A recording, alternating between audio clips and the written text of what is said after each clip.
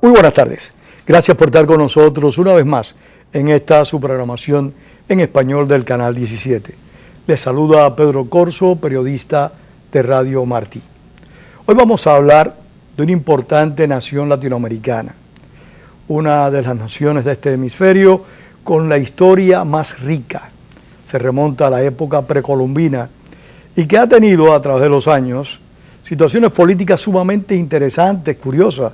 Solo para hacer una mención, una personalidad tan interesante como Víctor Raúl Haya de la Torre y un oficial militar que después de dar un golpe de Estado pues se asoció, se vinculó a la izquierda política, convirtiéndose Perú en el segundo país en América Latina en comprar armas a la Unión Soviética. Me refiero a Velasco Alvarado. No vamos a hablar de historia, aunque no la exceptuamos.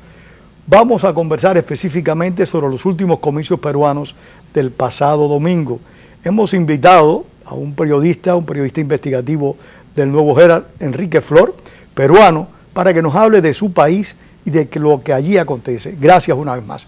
Muchas gracias a ti. Gracias a ti, Pedro, por la invitación y a todo tu equipo periodístico para sacar adelante Enrique, háblame de qué está pasando en Perú. ¿Cómo es posible que varios días después de los comicios no se haya tomado una decisión definitiva de quién resultó ganador? Debe ser, Pedro, el proceso electoral, un proceso electoral histórico en Sudamérica, en tanto ha sido el comicio más reñido, más apretado. Si tú observas el panorama, el mapa de Sudamérica, verás que las últimas contiendas políticas ha habido victorias electorales importantes de partidos que han desplazado a movimientos tradicionales, pero en este en específico las diferencias, los porcentajes son muy mínimos, ¿no? De 0.3%. Se ha venido hablando sobre la victoria, lo que sería la victoria electoral de Pedro Pablo Kuczynski sobre Keiko Fujimori, la hija del expresidente Alberto Fujimori, que gobernó el Perú por una década. Por una década muy controversial, muy difícil, y que en cierta medida, y quiero que me hables de eso, ha afectado la candidatura de Keiko Fujimori. ¿Por qué la señora Fujimori, es responsable de los hechos de su padre?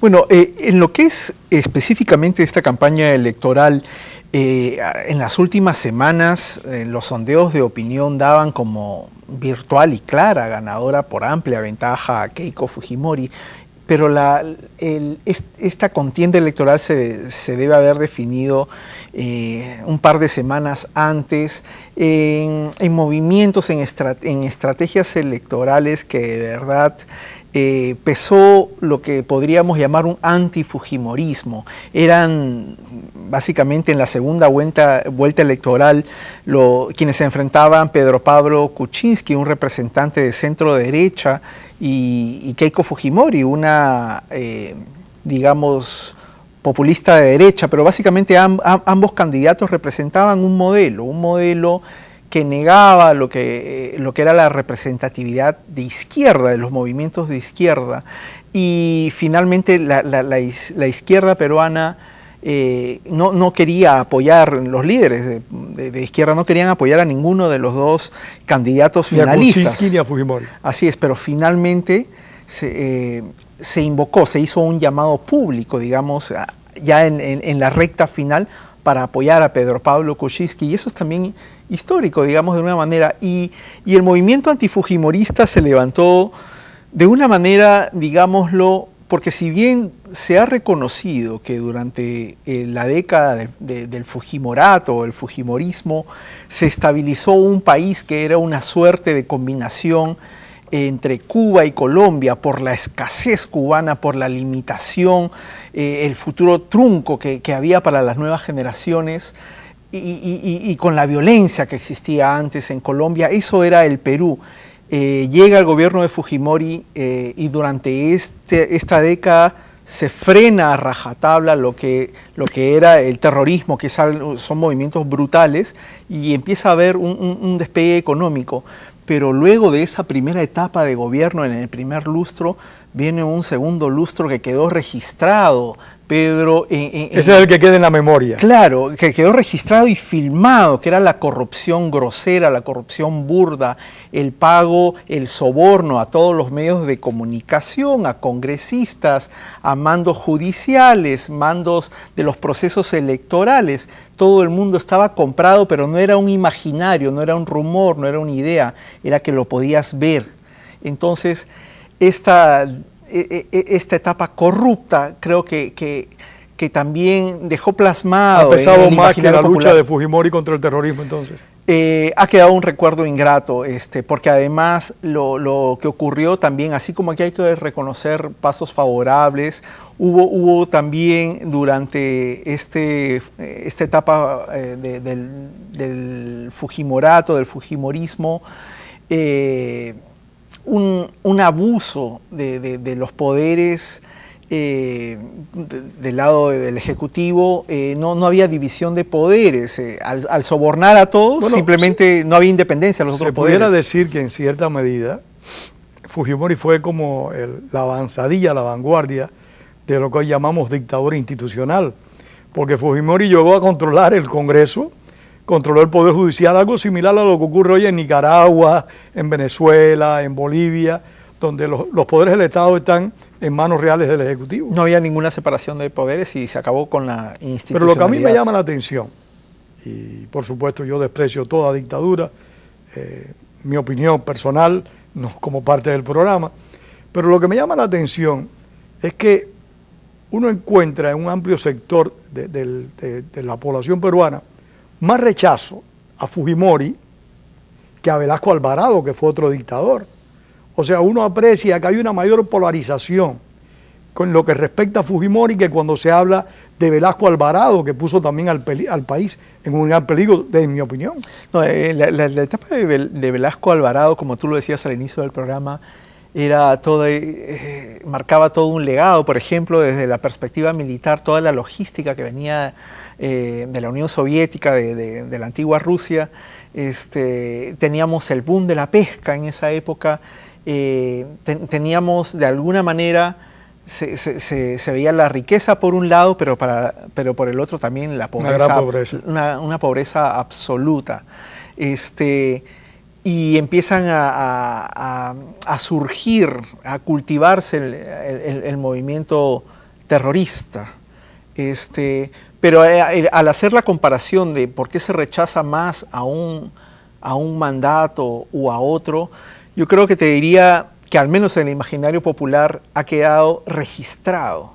Porque yo puedo tener un recuerdo o información de parte de otras generaciones, de mi familia, de mis maestros, de lo que fue. Es más reciente la memoria. De lo que fue el gobierno de Velasco Alvarado y todas las torpezas que se cometieron, como la reforma agraria, que fue despojar, quitarle la productividad a nuestras tierras con el cuento de que vamos a dárselo a la gente para que le trabaje, y en realidad lo que se fecundó fue mayor pobreza. Yo vi muy de cerca el proceso de Velasco Alvarado, porque Velasco Alvarado fue un estrecho aliado de Fidel Castro. Y los militares peruanos iban a participar en maniobras militares en Cuba. Claro, el adoctrinamiento de Cuba en lo que era Latinoamérica lo iba ganando, y en ese momento en el mapa geopolítico nosotros nos habíamos instalado más para la izquierda, colocado más para la izquierda para un potencial e inminente enfrentamiento con Chile, ¿no? En realidad eran guerras inventadas y nos estábamos armando con equipo soviético, con armamento soviético y recibiendo adoctrinamiento de Cuba. Eran situaciones muy complejas, pero tú dices algo muy cierto. La memoria, que tiende a ser fugitiva, lamentablemente tiende a tener presente lo inmediato. Y si eso inmediato es doloroso, como la experiencia que se tuvo con Fujimori, evidentemente es muy importante. Pero retomando el tema electoral, la competencia entre Keiko Fujimori y Pedro Pablo Kuczynski era muy estrecha, independientemente a la presencia de la izquierda y a los puntos importantes que alcanzó la señora Verónica Mendoza, si no me equivoco. Así es. Me rectificabas ahorita el apellido. Esta señora recientemente dijo que iba a apoyar a Pedro Pablo Kuczynski. Desde mi perspectiva, se apreció una vez más que que los votos no se transfieren, porque si eso hubiera sido así, Pedro Pablo Kuczynski hubiera aplastado por completo a la señora Fujimori. No te podría decir a ciencia cierta si, bueno, es correcto lo que tú dices de que no es una concesión. Yo cargo los votos y los concedo abiertamente e inmediatamente a otro candidato.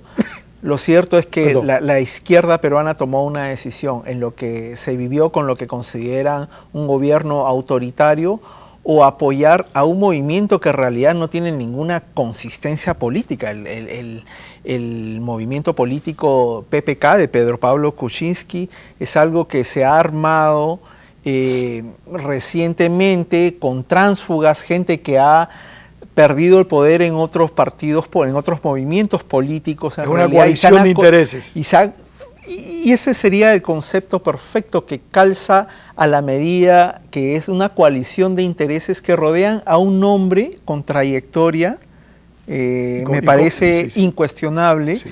Que llegó hasta ser el primer ministro de Perú. Y tiene bien ganado sus galardones. Una trayectoria que va mucho más por encima de Keiko Fujimori, que tiene, si es que no me equivoco, unos 40 años de edad. Pero detrás de ella había un partido más consistente, mejor armado, al menos desde el regreso de su padre, cuando fue extraditado al Perú. Tras ellos ha habido todo un movimiento integrado de años por gente que antes ha pertenecido a las Fuerzas Armadas y policiales, que ha recorrido mucho el país. Tú recorres el Perú, un país 60% selva, cruzado por los Andes, y luego viene una franja costera desértica. El país, francamente, ha sido recorrido por Keiko Fujimori a lo largo de su campaña de una manera más estratégica, mejor pensada y con un movimiento político también tiene más la experiencia, organizado. perdóname, la campaña anterior. Sí, indudablemente. Ha ido acumulando experiencia, conocimientos. Pero vuelvo al tema, el caso Vargas Llosa. O sea, Vargas Llosa, que perdió en unos comicios con el supuestamente antisistema Alberto Fujimori, porque Alberto Fujimori fue pudiéramos decir, otra vanguardia, porque fue el primer antipartido que ganó unas elecciones. Los partidos políticos tradicionales peruanos, como el APRA, por ejemplo, perdieron frente a Alberto Fujimori.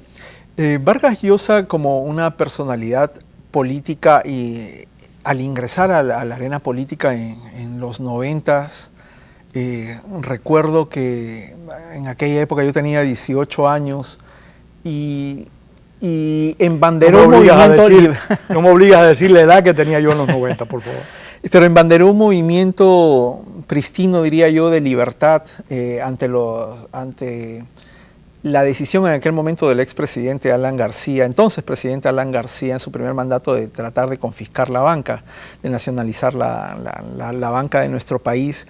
Vargas Llosa sale al frente proponiendo de manera honesta y clara, decir, nosotros para revertir este sistema económico marcado por la hiperinflación, marcado por evidentemente la migración, la salida, las nuevas generaciones, todos queríamos salir del Perú porque era un país golpeado por el terrorismo, por la hiperinflación, y Vargas Llosa sale como una figura que nos transmite esperanza, aparte de la brillante carrera profesional que ha tenido en la literatura. Se presenta como una nueva opción en la política, respaldado en ese momento masivamente por los sectores de poder económico, y frente a ese despliegue masivo de publicidad, de propaganda, aparece Fujimori como un pequeño candidato que poco a poco va tocando puertas. ¿Por qué ganó Fujimori? Se apoya de movimientos religiosos, de un lado evangélicos,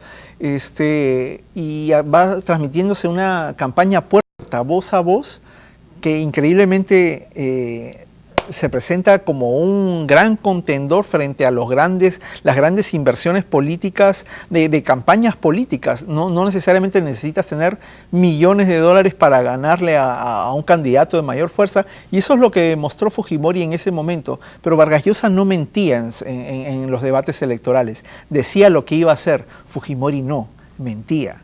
mentía constantemente. Porque Vargas Llosa no es un político. Exactamente. Y en ese territorio es donde Fujimori se impuso y ganó la presidencia, y ahí fue donde ganó terreno su asesor de inteligencia, Vladimiro Montesinos, sin duda el comandante que en la trastienda, el hombre, perdón, en la trastienda que literalmente manejaba los hilos del poder a las Fuerzas Armadas. Una especie de Rasputín. ¿No? Indudablemente, ¿no? Y ironías de la vida, ahora él se encuentra preso en una base naval, donde también está el hombre que por un lado desgració al Perú, que es Abimael Guzmán.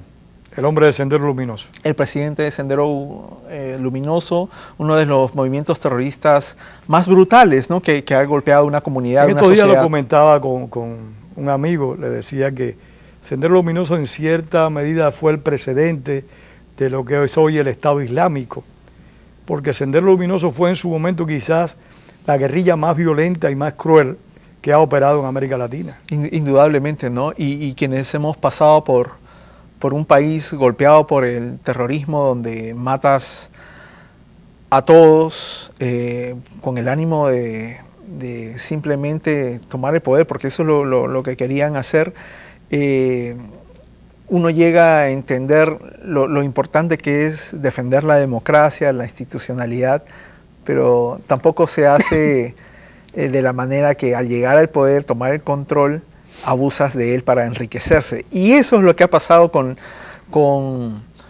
la década del Fujimorato. No se puede obviar eso. O sea, realmente por un lado se actuó de manera heroica, sobre todo por la inteligencia policial, ¿no? Cosas de la vida. Uno de los captores de Abimael Guzmán, el coronel Benedicto Jiménez, ahora está preso también por haberse metido también en una banda delictiva, ¿no? Vinculado a eso de acuerdo a las investigaciones. Uno no puede mantenerse al margen de movimientos tan violentos que realmente ponen contra la pared lo que es el sistema democrático donde van a crecer nuestros hijos, las próximas generaciones, y donde vivimos nosotros. Pero para defender eso no necesitas robar. No deberías robar, y eso es lamentablemente lo que ha ocurrido en varios países de nuestro continente. Sí, Perú lamentablemente no es una excepción. Hablando del presente de nuevo, hay pocas diferencias en propuestas entre Keiko Fujimori y Pedro Pablo Kuczynski. Muchos analistas plantean que gobierne uno o gobierne el otro, la situación del Perú no va a cambiar radicalmente. No es como ha ocurrido en Argentina con el señor Mauricio Macri cuando sustituyó a la señora Cristina Fernández. La pregunta es, de ganar Pedro Pablo Kuczynski, que todo parece indicar hasta este momento, aunque la ventaja que tiene es mínima, de ganar Pedro Pablo Kuczynski, ¿tú crees que siga las mismas políticas económicas de Ollanta Humala, que dicho sea de paso, parece que no lo hizo tan mal como muchos temíamos? Indiscutiblemente, Pedro, al menos el modelo, la filosofía económica que ellos predican es la de una estabilidad de la economía de mercado. Pero lo que yo creo que se va a mantener con Kuczynski, ha demostrado ser un tecnócrata en otros gobiernos trabajó con Toledo, con el presidente Toledo. Con varios gobiernos, desde la época de Belaúnde, cuando fue la dictadura militar, ha salido del país también. Pero sí, él apunta a que va a mantener garantizar una economía de mercado. Las necesidades se ven evidentemente en lo que es la atención de los programas sociales para combatir la pobreza, pero lo que tenemos que tener muy en cuenta y que se enquista mucho en el Perú es el flagelo del narcotráfico. De eso te quería preguntar, ¿se ha incrementado en estos años de Ollanta Humala, que también quiero que me evalúes, y perdona tantas preguntas, el gobierno de Ollanta Humala, ¿se ha incrementado el narcotráfico bajo el mandato de Humala? No podemos decir creo yo que el narcotráfico asociado a un determinado régimen, pero el narcotráfico es una industria muy poderosa. Ha crecido de todas maneras, con cualquier gobierno. En Perú, Bolivia, Colombia, si antes el terrorismo de alguna manera servía como fuerza armada para proteger la actividad del narcotráfico, también lo han hecho las fuerzas militares de nuestro país. Las mafias cambian, se van acomodando de gobierno en gobierno y lamentablemente lo que hemos experimentado durante el mandato del señor Humala ha sido que estas redes de narcotraficantes que operan en los puertos, que operan en la selva, que controlan la distribución y se conectan de manera continua y progresiva con las redes colombianas, con las redes mexicanas, se han fortalecido, ¿no? La lucha antidrogas es constante, pero cuando ya se enquistan en los poderes del Estado, es lo más preocupante. Convertirnos en un narcoestado debe ser una lucha constante. Y te puedo decir, porque compañeros míos con los que he trabajado en el Comercio de Perú, uno de los diarios más importantes de nuestro país, he visto de manera directa lo que son las investigaciones contra el narcotráfico y realmente es preocupante, ¿no? Uno de los trabajos que ha hecho en las últimas semanas Univisión, específicamente el periodista Gerardo Reyes, excelente colega, en colaboración con un programa muy importante en el Perú que es Cuarto Poder, revelaron precisamente cómo la DEA, una vocera de la oficina de la DEA aquí en Weston, reveló cómo el secretario de Fuerza Popular, el movimiento que respalda la candidatura de Keiko, estaba siendo investigado básicamente por lavado de dinero. Entonces, las sospechas, las pistas que te llevan a que realmente el narcotráfico busca enquistarse en el Estado es real, pero en el Perú es real porque tenemos un 60% de selva donde se cultiva la coca. Al igual que en Bolivia, y se suele procesar ya directamente y sale como proveedores tanto colombianos o de las redes o las mafias mexicanas para traerlas al mercado estadounidense y al mercado europeo. Por eso es la importancia de tener controlado desde la perspectiva de los narcotraficantes, ¿no? un gobierno como el de Perú. Sí, es clave, es un punto clave como lo han intentado hacer en Bolivia, en Colombia y en numerosos países. Ahora, me gustaría escuchar, antes de que concluya el programa, tu evaluación del gobierno de Ollanta Humala. Muchos de nosotros, yo me incluyo, tenía temor de que Humala en la presidencia pretendiera, si no parecerse a Hugo Chávez, aproximarse al proyecto Hugo Chávez, tratara de desvirtuar la democracia peruana, que todos conocemos que no hay democracia perfecta, pero indiscutiblemente hay algunas que son totalmente imperfectas, como la que se vive hoy en día en Venezuela y en Cuba. Sí, pero hay democracia, claro. Al respecto yo te diría que el gobierno de Humala, al menos su primera candidatura, antes de entrar al poder en el Perú, su primera candidatura no fue exitosa porque precisamente una investigación periodística, alguno de los reporteros que la encabezó fue Oscar Libón, demostró cómo desde los grupos chavistas se financiaba la candidatura de Ollanta Humala con trabajos inventados, trabajos fantasmas que supuestamente algo como lo que se dice han hecho con Podemos. Sí, pero se decía que, por ejemplo, la primera dama, entonces solo esposa de Humala, Nadine Heredia, trabajaba para un medio de trabajo, servicios que en realidad no se hacían, era financiamiento inventado que llegaba desde Venezuela hacia el Perú.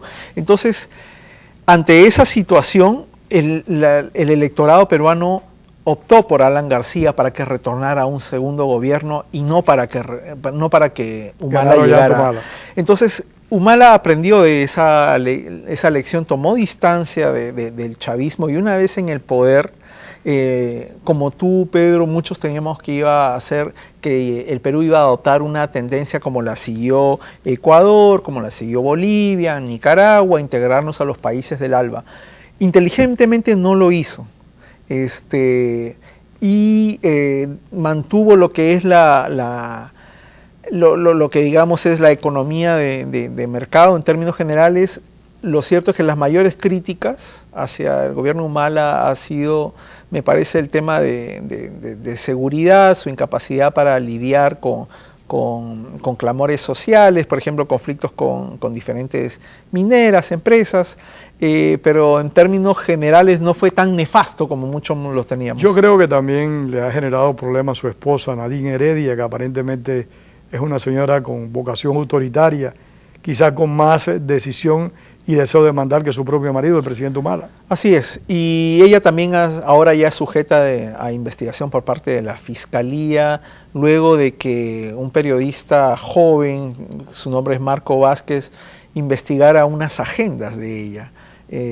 Hubo una traición dentro de este círculo de poder gobernante, en los cuales las agendas de ella, de la primera dama, terminaron en la prensa, y en la cual detallaba movimientos de dinero, financiamiento, que nunca había sido declarado, venía por lo bajo. Entonces esto ahorita está siendo sujeto de investigación, pero creo que como bien mencionas, Pedro, ahí la figura de la primera dama no ha favorecido a lo que es el mandato presidencial. Aunque Anta Humala queda con las mismas credenciales de Alejandro Toledo y de Alan García para volverse a postular, porque eso es otra cosa que apreciamos mucho en el Perú, cómo los presidentes vuelven a presentarse a otros mandatos, es como si no hubiera otros candidatos.